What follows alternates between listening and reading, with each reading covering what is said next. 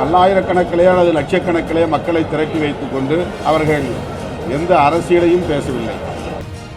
சட்டம் ஒழுங்கு பாதிக்கப்பட்டிருக்கிறது, கொலை கொள்ளை அதிகரித்திருக்கிறது என்று சொன்னால் அவற்றை கண்டிக்கிற வகையிலே அவர்கள் போராட்ட நடவடிக்கைகளில் ஈடுபடலாம். இதுபோன்ற கூட்டு பாலியல் குற்றங்கள் நிகழாத அளவுக்கு ஒரு தீர்ப்பாக இந்த தீர்ப்பு அமைந்திருப்பதை எண்ணி ஆறுதல் அடைகிறோம். அரசமைப்பு சட்டத்திற்கு எதிரான சட்டப்பூர்வமான வடிவில் தாக்குதலை நடத்தி வருகிறது. வருகிற மே 31ஆம் தேதி விடுதலை சிறுத்தைகள் கட்சியின் சார்பில் திருச்சிராப்பள்ளியில் மதசார்பின்மை காப்போம் பேரணி நடத்த இருக்கிறோம். இந்திய ஒன்றிய அரசு பாசிச பாஜக அரசு ஆட்சி பொறுப்பேற்ற நாளிலிருந்து கடந்த 11 ஆண்டுகளாக அரசமைப்பு சட்டத்திற்கு எதிரான சட்டப்பூர்வமான வடிவில் தாக்குதலை நடத்தி வருகிறது. குடியுரிமை திருத்தச் சட்டம், அரசமைப்பு சட்டம் உறுப்பு எண் 370 நீக்கம், அதனை ஒட்டி ஜம்மு காஷ்மீர் மாநிலத்தை யூனியன் பிரதேசங்களாக உடைத்தது, முத்தலாக் சட்டம் நிறைவேற்றம், இன்றைக்கு வக்ஃப் திருத்தச் சட்டம் என்று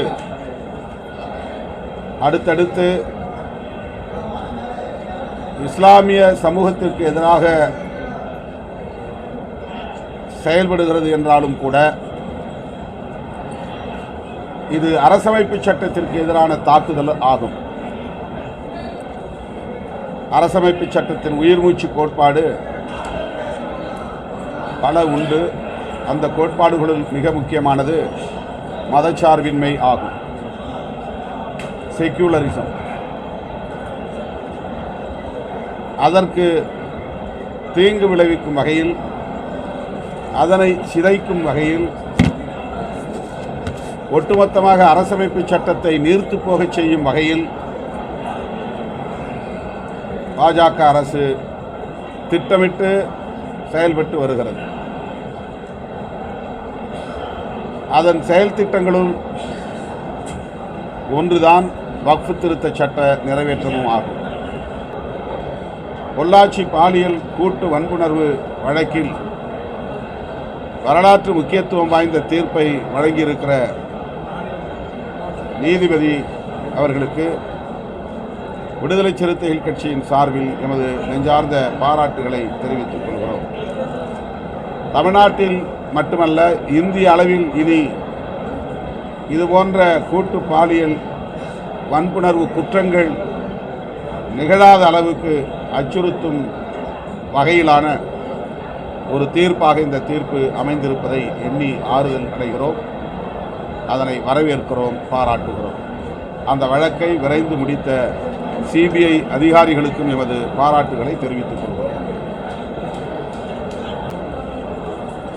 பாரதிய ஜனதா கட்சி தமிழ்நாட்டில் திமுக மற்றும் திமுக கூட்டணி கட்சிகளுக்கு எதிரான அரசியலை செய்து வருகிறது. அதனால் அவர்கள் எப்போதும் எதிர்மறையான கருத்துக்களை சொல்வது அவர்களின் அரசியல் நிலைப்பாடாகவும் உள்ளது. சட்டம் ஒழுங்கு பாதிக்கப்பட்டிருக்கிறது, கொலை கொள்ளை அதிகரித்திருக்கிறது என்று சொன்னால் அவற்றை கண்டிக்கிற வகையிலே அவர்கள் போராட்ட நடவடிக்கைகளில் ஈடுபடலாம். வாய் புளித்ததோ மாங்காய் புளித்ததோ என்கிற வகையிலே வெறுமன குற்றச்சாட்டுகளை மட்டும் சொல்லிவிட்டு போனால் போதாது. இன்றைக்கு வடகாடு சாதி வெறியாட்டத்தை பற்றி அவர்கள் எதுவும் பேசவில்லை.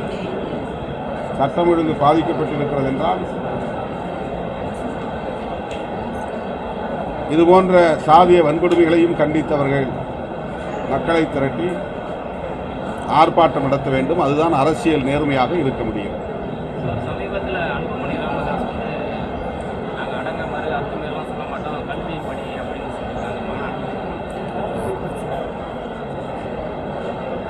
பல்லாயிரக்கணக்கிலே அல்லது லட்சக்கணக்கிலே மக்களை திரட்டி வைத்துக் கொண்டு அவர்கள் எந்த அரசியலையும் பேசவில்லை.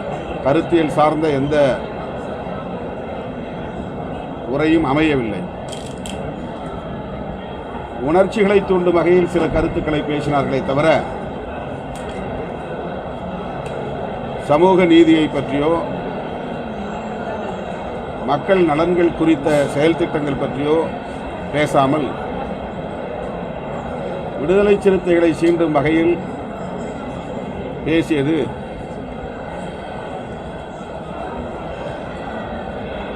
ஒரு ஏமாற்றத்தை தான் அந்த தொண்டர்களுக்கு தந்திருக்கும். அடங்கமறு அத்துமீறு என்பது ஒரு குறிப்பிட்ட சாதிக்கான முழக்கம் அல்ல. அடக்குமுறைக்கு உள்ளாகும் வன்னிய சமூகத்திற்கும் அது பொருந்தும். உலகத்தில் எந்த மூலையில் யார் ஒடுக்கப்பட்டாலும் ஒடுக்கப்படுகிற மக்கள் அஞ்சி ஒதுங்கிவிடக்கூடாது, முடங்கிவிடக்கூடாது, போர்க்குணத்தோடு வெகுண்டிட வேண்டும் என்று சொல்லுகிற ஒரு அரசியல் முழக்கம் அது. அந்த முழக்கத்தை ஒரு சாதிய முழக்கமாக சுருக்கி பார்க்கிறார்கள். அது அவர்களுடைய அணுகுமுறை, அவ்வளவுதான்.